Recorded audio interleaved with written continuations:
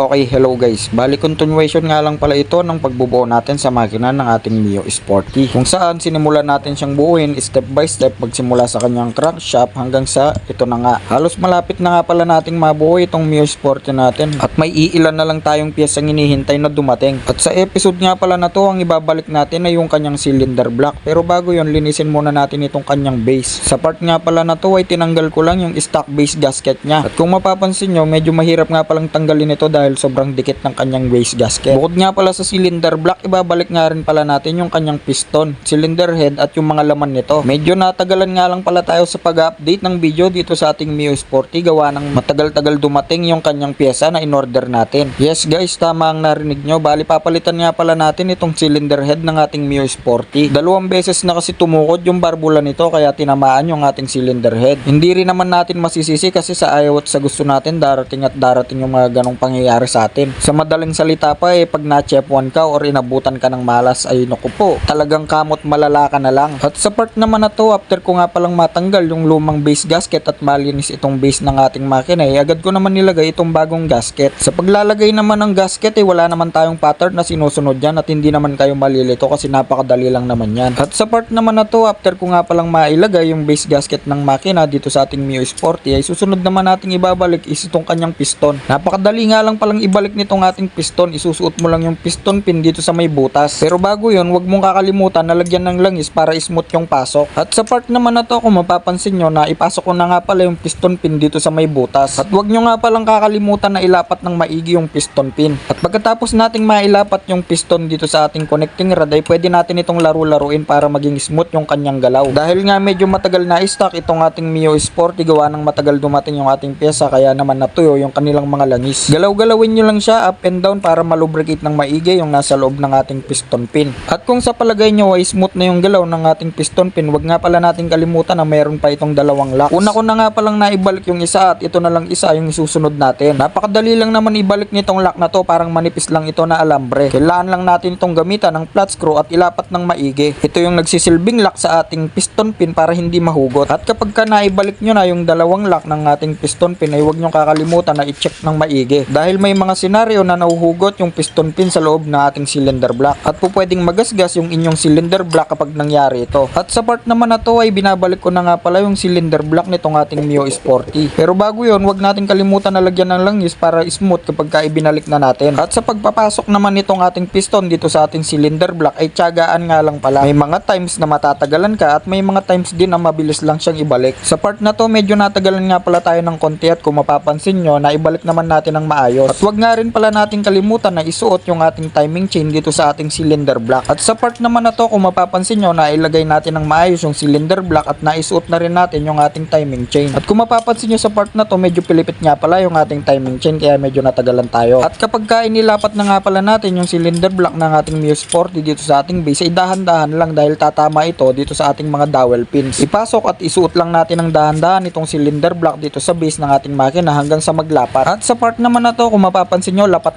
na yung ating cylinder block dito sa base ng ating makina. Pwede nga pala nating hilain yung timing chain para malaman natin kung smooth ba yung pagkakabalik natin. At sa part naman na to inilalapat ko nga lang pala ng maigi yung timing chain sa sprocket ng ating crankshaft. Dahil maluwang pa yung ating timing chain at wala pang tension yung ating chain guide, may tendency na kumalas ito sa loob. At sa part naman na to kung mapapansin nyo habang inihila ko yung timing chain, makikita nyo na sabay rin na umiikot yung ating pulley. At sumasabay na rin yung ating piston. Indikasyon na maayos yung pagkakabalik natin. At sa part nga pala na to, ito nga pala yung stock cylinder head ng ating Mio Sporty. Natukuran na nga pala ng 2 beses itong ating cylinder head. At dahil sa nangyaring yun, naging sanhi ng pagkakrak ng ating valve guide. Kukunin ko nga lang pala lahat ng laman ng cylinder head na to at ililipat natin dito sa bago kong nabili. Dahil intake and exhaust valves nga lang pala yung kasama dun sa bagong cylinder head na nabili natin. Napakarami nga palang kailangan tanggalin dito sa cylinder head na to. Ang mga kailangan nga pala natin tanggalin dito is yung kanyang valve spring, valve seals, valve locks, valve shims,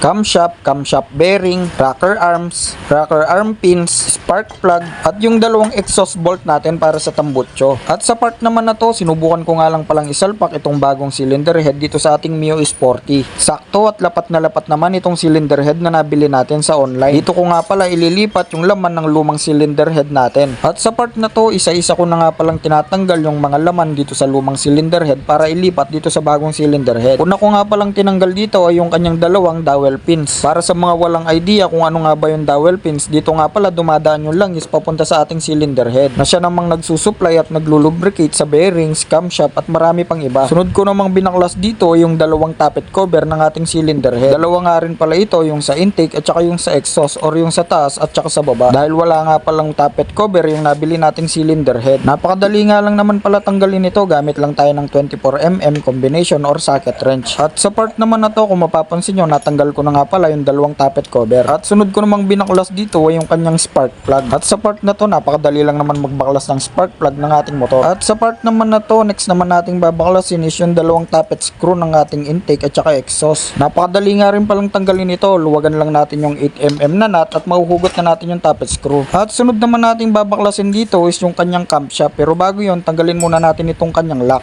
At sa part na to, kung mapapansin nyo, napakadali lang natin nahugot yung camshaft dito sa ating cylinder head. At next naman nga pala natin tatanggalin ay yung dalawang rocker arm dito sa ating cylinder head. Pero bago yun, tanggalin muna nga pala natin yung dalawang pin dito sa kanyang loob. Gamit lang tayo ng tornilyo na lalapat or sasakto dito sa ating mga pins. At kung mapapansin nyo, natanggal ko na nga pala yung dalawang pin dito sa ating rocker arm at ginamitan ko nga pala ito ng puller. Medyo nahirapan nga pala tayo ng konti sa pagtatanggal nito. At sa part naman na to ay natanggal na nga pala natin yung dalawang rocker arm ng ating cylinder head. At ang next nga pala natatanggalin natin dito ay yung kanyang mga valves na or barbula. Sa pagtatanggal nga pala ng barbula, meron tayong paraan dyan. Pwede tayong gumamit ng special tools para pangtanggal ng barbula or T-wrench kung tayo ay wala namang gamit. Sa part na to, ganito nga lang pala ako magtanggal ng lock ng ating barbula. Sasapinan ko lang siya ng basahan sa ilalim at uulit-ulitin ko lang siyang itulang hanggang sa kusang kumalas yung dalawang valve locks. At sa part naman na to, kung mapapansin nyo, natanggal na nga pala natin yung lock ng ating barbula. At napakadali na lang kunin or baklasin yung mga nasa loob pa. Ingatan nyo nga pala na mawala yung dalawang valve locks dahil napakaliliit lang nito. At kukunin nga rin pala natin dito yung dalawang valve seal dahil tulad nga ng sinabi ko, walang kalaman-laman yung nabili nating cylinder head. At sa part na to, yung pinakahuli ko nga palang tinanggal dito yung kanyang bearing. Ito nga pala yung bearing ng ating camshaft na nakapwesto sa pinakalooban. At hanggang dito na lang muna yung episode ng pagbubuo natin sa makina ng ating Mio Sporty. Dahil tulad nga ng sinabi ko, meron pa tayong kulang ng mga piyesa na hinihintay. At abangan nyo pa yung mga susunod na episode.